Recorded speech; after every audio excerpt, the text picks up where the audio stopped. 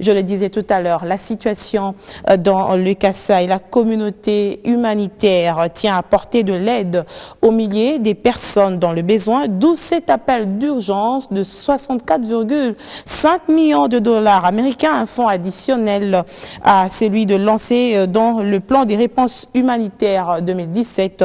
Cet argent va permettre de répondre aux besoins humanitaires de 731 000 personnes dans le Kasaï.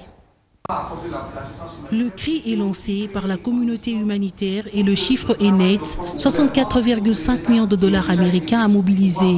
Il faut un fonds d'urgence pour répondre efficacement aux besoins urgents et sauver des vies des milliers de personnes affectées par les conflits dans le Grand Kasaï. Une cagnotte qui pourra venir en aide à 731 000 personnes dans les provinces du Kasaï.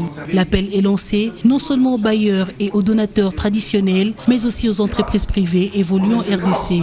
Cet appel pour fonds humanitaire d'urgence se chiffre à 64,5 millions de dollars américains et ce montant est celui estimé par OCHA et par les organisations humanitaires comme étant le montant nécessaire pour pouvoir apporter une aide d'urgence et multiple aux populations qui sont affectées.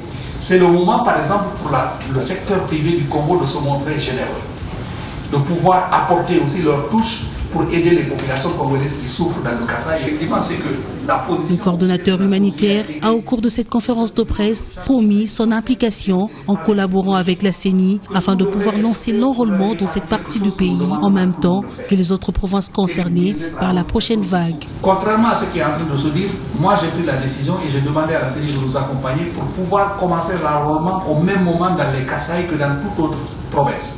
Pourquoi ? Parce que l'enrôlement est peut-être une contribution à trouver une solution politique au problème.